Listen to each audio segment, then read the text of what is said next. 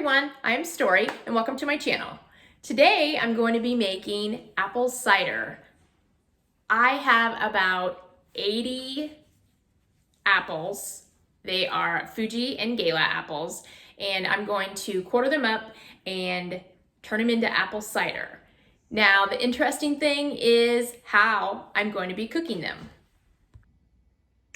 I have an old turkey fryer that about 5 or 6 years ago, making turkeys inside was the in thing, and I tried it once and I really wasn't that fond of it.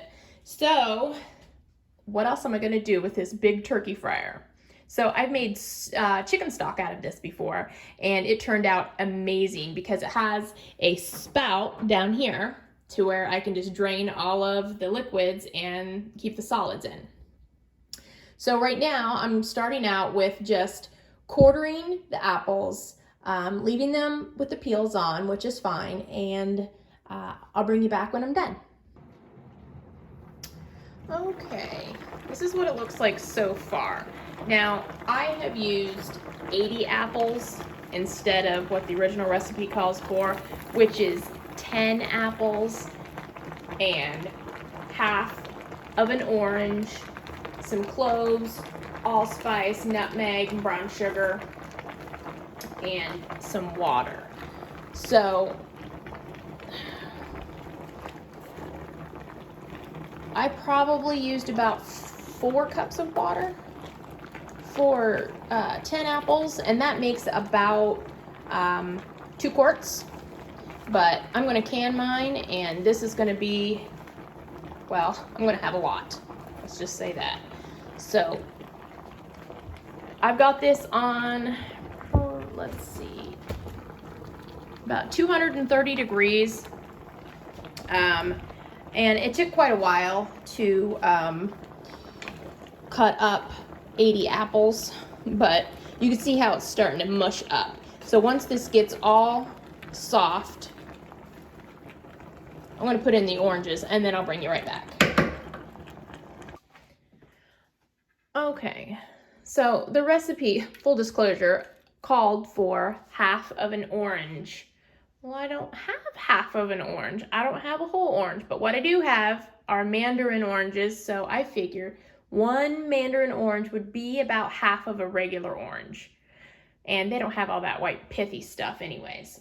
So in my pot here, I've used 80 apples, 8 mandarin oranges. I'm going to use 4 whole nutmeg and probably about a dozen smallish size cinnamon sticks. Now, the recipe actually called for 4 cinnamon sticks, and that's just for 10 apples. And I've made it that way. I'm just not that big on real super cinnamony apples for my cider. And then I know this seems like a lot of sugar, and it is, but I have definitely multiplied it by 8. So for each 10 apples, it's a half a cup of packed brown sugar. So my 80 apples gets 4 cups of brown sugar. So I'm going to mix this around best as I can.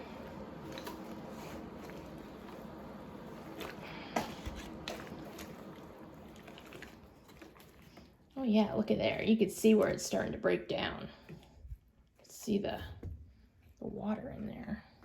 Turning into cider.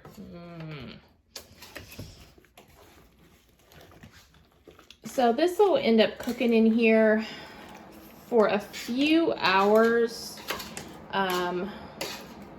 I just need the apples to break down, and then I don't have an apple cider press.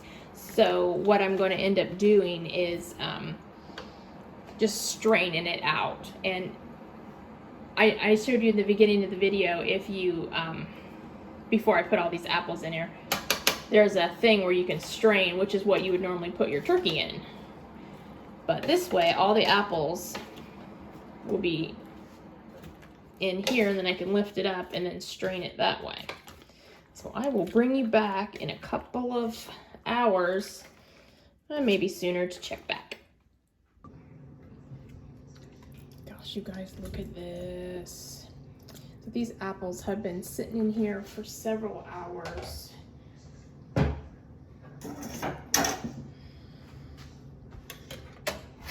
So what I will end up doing,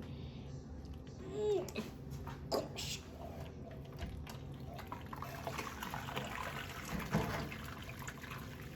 There we go.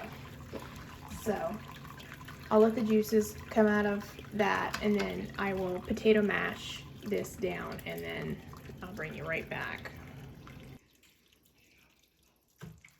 All right. So I'm gonna just smash this up. I'm gonna try and get as much of this juice out of here, and you can put it in a tomato, one of those things that you can separate the seeds and skins from, food mill, that's the word. So I'll probably just be pressing on this for a while. Now, these holes being as big as they are, I'm gonna have some pulp that run through. I'm still going to strain it. So, but this right here will at least get most of the juice out of it. Now, once the apples have been strained, this is what you're left with.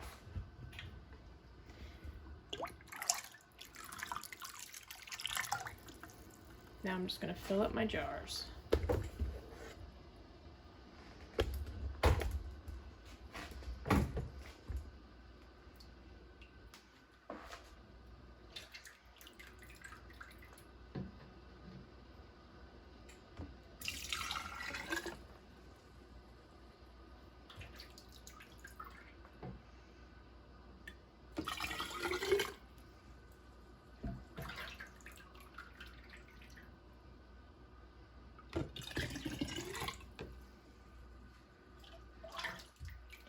Now you don't have to make this in such a big pot. You can just do it in a regular stock pot. But I had 80 apples to do, so this worked out better for me.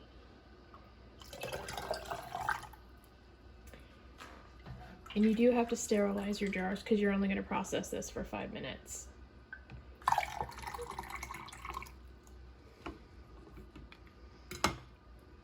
Anything less than 10 minutes has to be sterilized, so I did sterilize my jars before. They're over in the stock pot right now. I'm going to fill the rest of these up.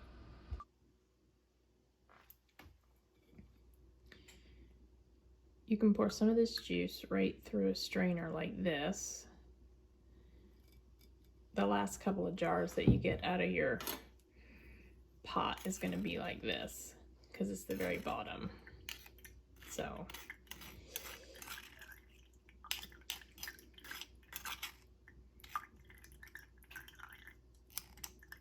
you don't have to do that with all of these, just the very last couple of jars.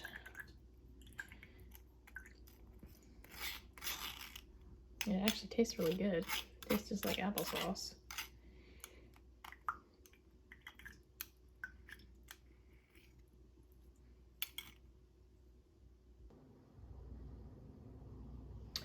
Okay, now this is just one canner load. I have it.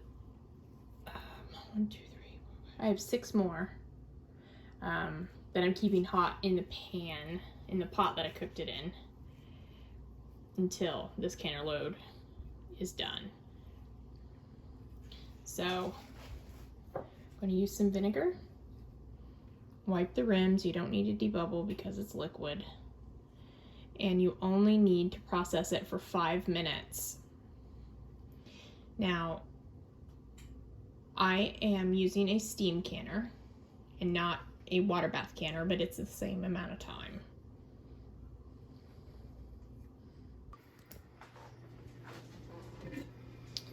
All right, so I can only fit 7 in my steam canner, which is a typical water bath. Now, I am under 1,000 feet, so mine will be on the blue. So when it hits the dark green, then I can begin timing for 5 minutes. If you're using water bath, make sure you put at least an inch of water over your jars. Time for 5 minutes, and then we'll be done.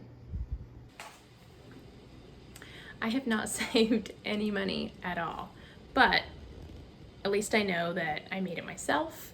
And if I would have ran all my apples through the food mill like I have in the past, I would have gotten several more quarts out of it, but I didn't. I just threw it in the compost, and you know, it's a waste on my part. But you could pay $5.66 a gallon at the grocery store, or you can make it yourself, and it's a lesson learned, I guess. So anyways, thank you for watching, and if you have any questions, leave it in the comments, and like my videos. I don't know what else to say.